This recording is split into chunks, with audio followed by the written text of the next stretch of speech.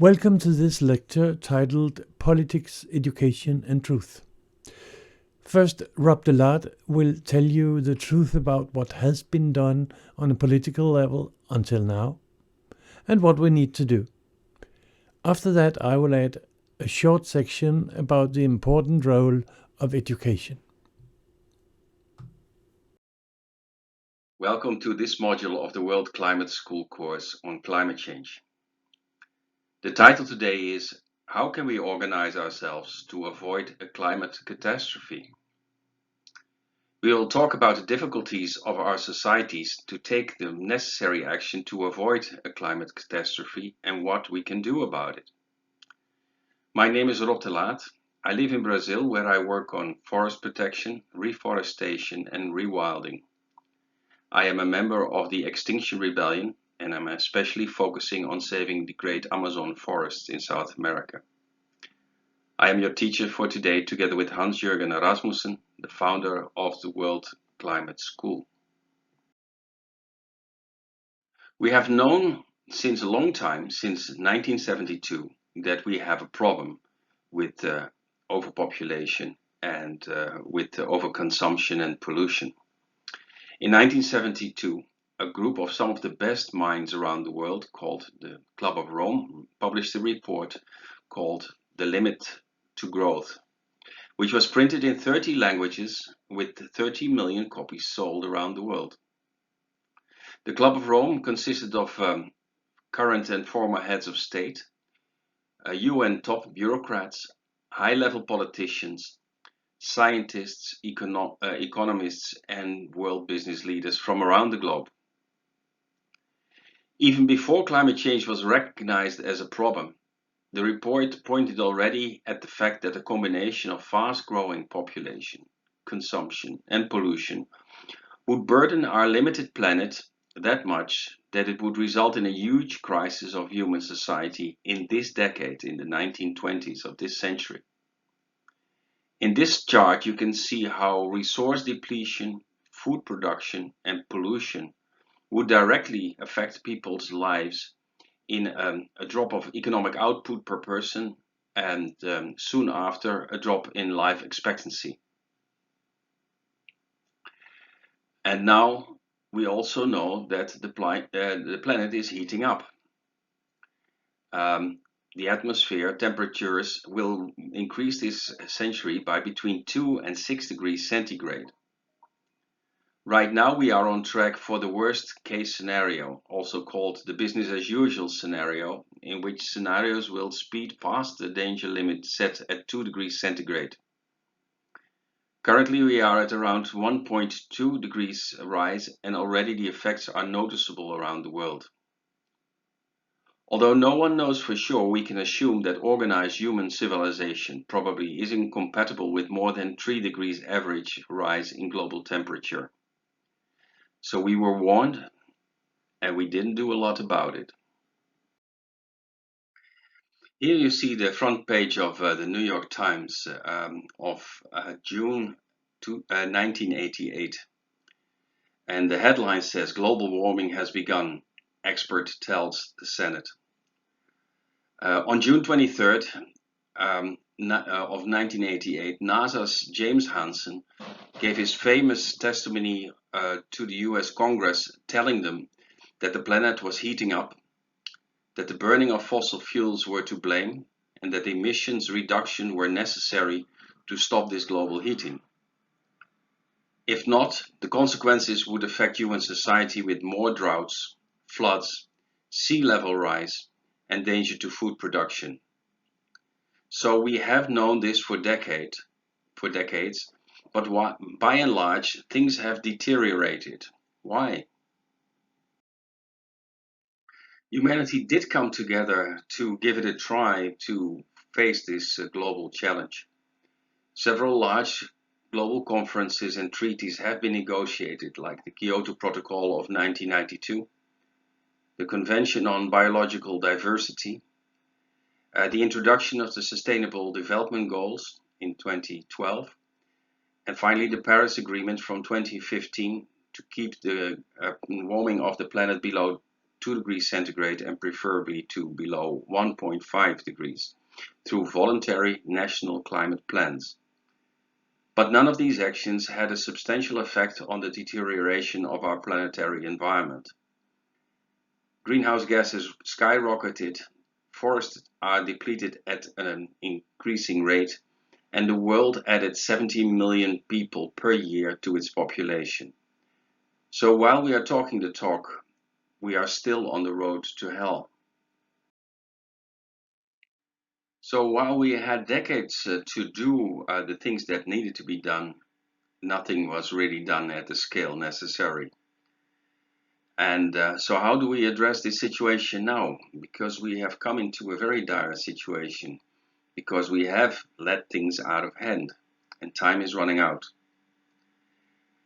One of the reasons is that those who cause the problem are not providing a solution that matches the problem. There is no global authority that can enforce solutions. Everything needs to happen on a voluntary basis. Because the solutions are complex and politically very difficult to sell, people do not listen to the science and follow the recommendations to get us out of this situation. And to feel good, people find irrational excuses to delay action, which makes the situation even worse. So the question, what needs to happen to avoid a climate catastrophe?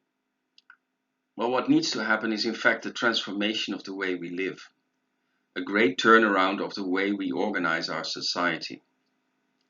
Much needs to happen. But what does this mean in practice? We need to cut the burning of fossil fuels as soon as possible, for sure.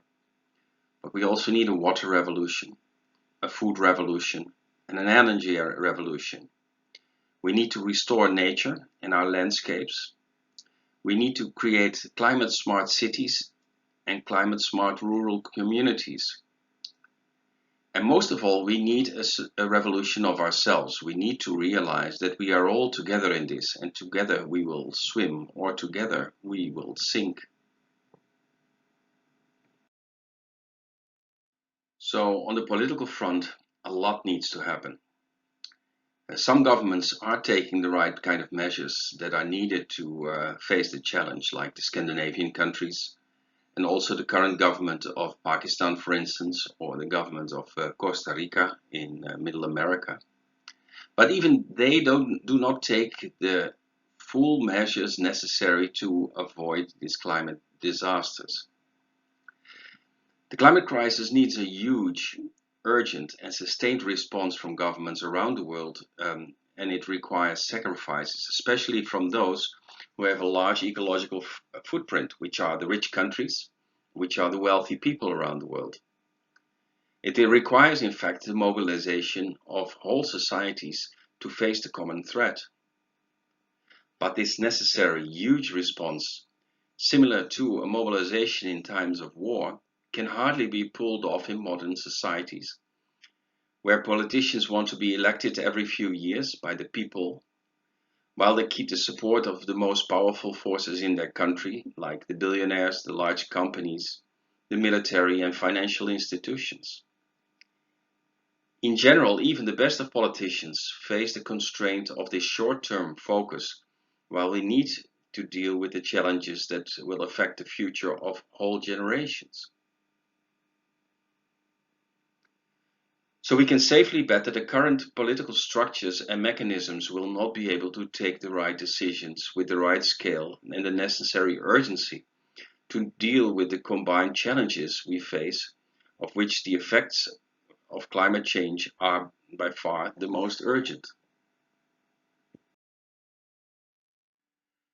The media are not equipped to deal with climate change either. As a huge challenge because of many reasons, some of which are stated in this slide. First of all, climate change as a threat is invisible, complex, and difficult to report on. Also, many of the measures that need to be taken are counter to the commercial interests of advertisers. For instance, it would be good if we ate less meat, but how does that work with advertisers who want to sell their hamburgers? The two sides of the story in journalism that is, as a principle, always works to have a balanced view has been unduly enlarging the voices of the climate deniers, despite the complete consensus that climate change is real, happening now, and will bring a catastrophe if we don't act fast and at scale. Climate deniers have also been helped by expensive PR campaigns of the fossil fuel industry, which have pumped tens of millions of dollars each year in order to sow confusion. And the point is, with these things, only the slightest of confusion will keep people inactive. So you don't need a lot of pressure for people to stay home, in fact, instead of taking action. And the effects of climate change are most acutely felt by people whose stories doesn't get reported on, because right now it's the poor and the rural people who take the first hits more and more. But closely it will creep into the cities and into the centers of power. So we need new politics that can deal with this enormous problem. How can we muster the strength to change and make such an incredible makeover of society? Maybe first of all, we need to widen our perspective and see our lives as part of the great human journey of thousands of years. We have to remember who we are, where we come from. This way we can also feel that we are part of a larger movement of life. And we need to feel both humbled and honored to be part of that great evolution of our species. The American Indians made decisions based on the effect of 7 generations in the future. So we need to see ourselves as guardian of future generations and guardians of the magnificent creation of nature, all the beauty we have been blessed with. The second principle that could drive us are the Universal Declaration of Human Rights that was adopted in 1948, and the World Charter for Nature, which was unanimously adopted in the United Nations in 1982. All humans need to become responsible world citizens and proud protectors of life on Earth. Based on these principles and the principle of brother and sisterhood, maybe we are able to fully take on the sacred duty of guarding the only home we have, our beautiful living planet. Voting every now and then won't do the trick. If you really want to play a part in the great necessary change, you need to live the change day in and day out. This also means we need to involve everyone in the change, bottom up, starting with our families, our street, our neighborhoods, our villages, towns and cities. Transforming our surroundings and the way we live needs to happen at every level with the great principles of equality and deep respect for nature, for creation, for our living planet. So to start with, we need citizen assemblies to come together to grieve the loss of quality of life that we have already experienced every day with the deterioration of our habitats, of our landscapes, of our water situation, of weather, increase of heat waves and droughts. And to come together to make plans in concentric circles, starting from our homes and from our immediate environment, but based on the connection with all of life. Think global, act local.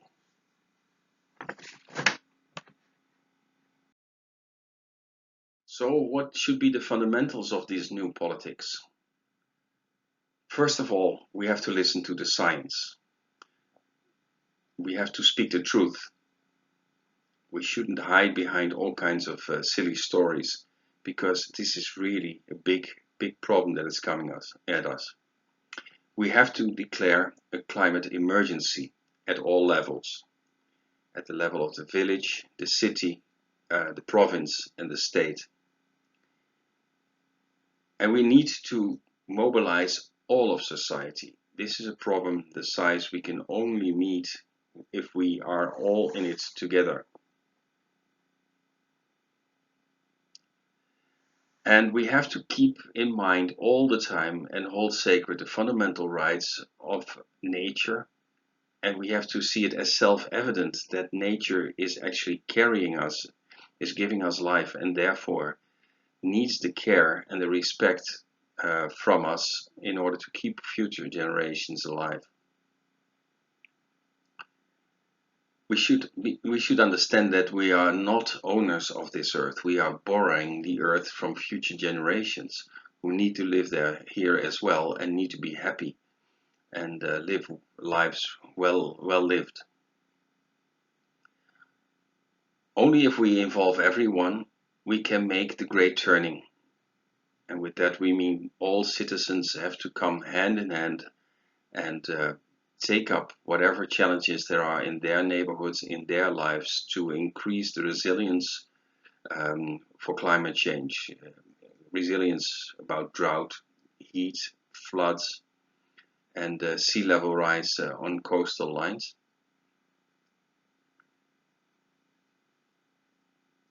Only if we do this in community, we can find common ground and the strength to actually get us through these amazingly dangerous times. Because if society starts to break up and it's going to be everyone against everyone, then the disaster will become even much worse.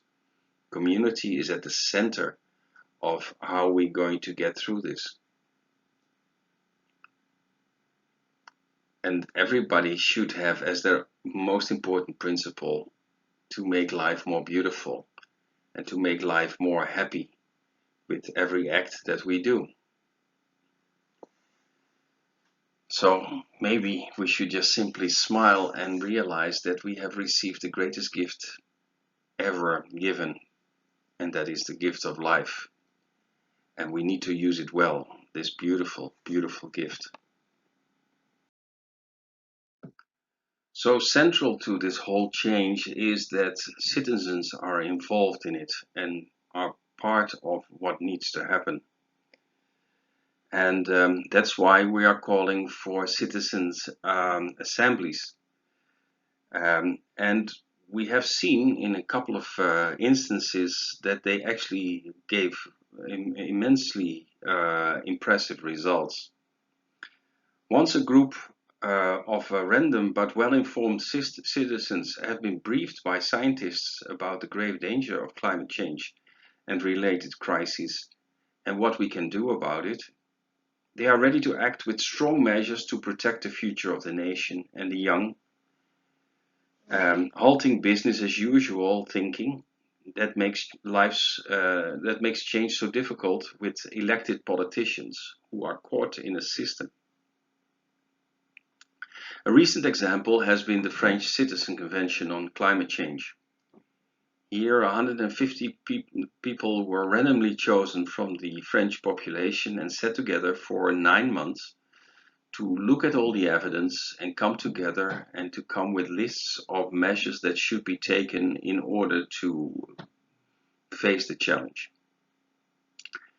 It was a great experiment in radical democracy, and it was formed as part of an experiment that actually came from the Extinction Rebellion, but also early examples in Ireland. And the French President Macron said, we're going to use the output from this citizens' convention to make new legislation for climate change. Well, the outcome was staggering, largely unanimous, and huge changes were proposed to the way the French society, state, and rules operate. And huge measures were proposed to reduce greenhouse gas emissions from transport to building heating and cooling, and many other measures were taken. The list was incredibly long. Later on, you will find a link to all the proposals that were made by that convention. One of them that I personally like was that they voted to make ecocide a crime against humanity. So the killing of large stretches of nature, of natural habitat, would be a crime against nature, a crime against humanity. And what was very important also was that there was a lot of support to localize production and consumption and job creation, and to ensure that there was good health, food, and energy security for all. And a lot of measures were pointing at especially the protection of the vulnerable from the effects of climate change. So you see that once citizens are well informed, they come to much more radical conclusions than the politicians that we choose in our regular elections. So through these experiments with citizen assemblies, we found out, which we already knew, that most citizens are actually caring people who will work hard to overcome challenges and will be caring people for people around them, and also for plant life around them and animals around them. And we need to support the politicians who are doing their level best to take the necessary measures by organizing ourselves in these citizen committees everywhere. This is a citizen movement to avoid catastrophe.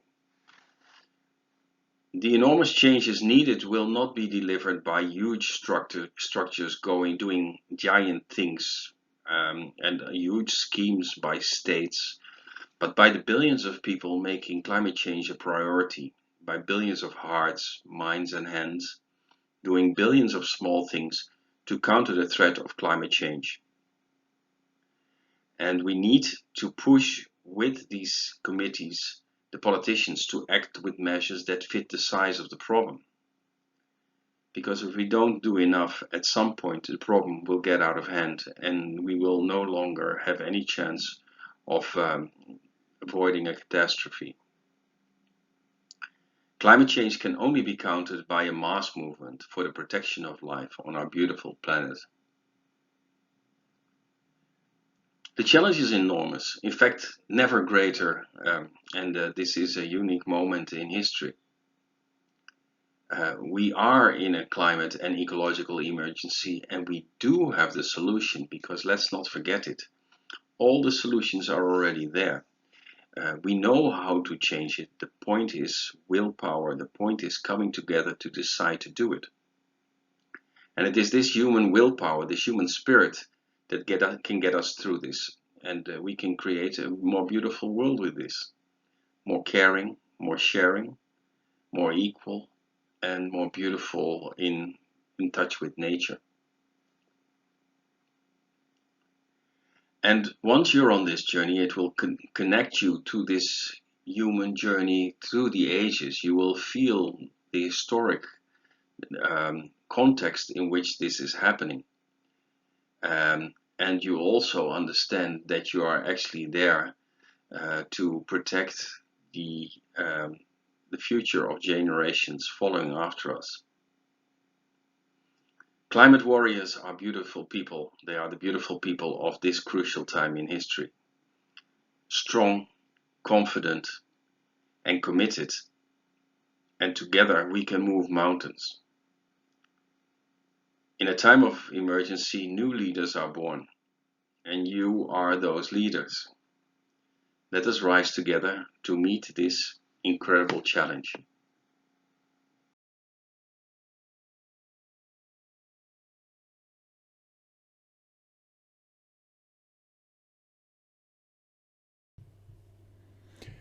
Now, what will be the role of education in this?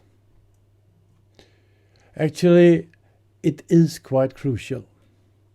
First of all, we have maximum 10 years to solve this. And in order to make everyone work together, everyone needs to know the facts. Without understanding of the urgency and what needs to be done, there's a huge risk that quarrels, fights, and opposing interests will dominate the public debate and prevent our democracy from solving these problems. Politicians will need to talk about scary consequences of climate change, and they'll have to introduce unpopular changes in order to prevent the worst-case scenarios. This will probably create resistance in the population unless people are well informed about these reasons, the reasons for these changes. And we need to revitalize democracy. We need to do it by making people more active in the solutionary process, not only via elections every 4 years. Therefore, in order for our democracies to be able to act adequately on our climate crisis and the looming environmental collapse, everyone needs to get informed rapidly. Global movements like Greta Thunberg's Fridays for Future are already working on this, but they need help, and education is the kind of help we can offer. In order to do so, we need curricula that reflect the present-day situation, not the situation 10 to 15 years back. The situation is changing rapidly, and those of us who have been working with teaching for a while know that curricula tend to be resting on very old knowledge. Because the process of approving learning plans and curricula inside large school systems like the public schools in any country will take a long time. And therefore they are not able to reflect contemporary challenges and debates. Also, most public schools tend to strive for political neutrality, therefore neglecting issues that may appear politically controversial. And I think that themes like climate emergency, potential ecological collapse, and looming food and water crisis are politically controversial in many countries and among many political parties. If you are in a school system where this is not the case, then I congratulate you. You are in an exceptional system. I believe only a small percentage of school systems are like yours, but I would be glad to see that I'm wrong. So even if we need to work on improving the traditional school systems to be able to handle this challenge, we also need a new definition of the concepts education, teacher, and student. But of course, we need to work through already existing educational channels by rapidly creating curricula and teaching material for different age groups. In addition, if a small group of teachers at a specific school goes through World Climate School education, it will be easy for them to educate the rest of the staff at this school, after which each teacher is able to educate all his or her students. And the students can go home and be climate ambassadors in their families, among friends, and in their local communities, learning, teaching, and practicing solutions at the same time.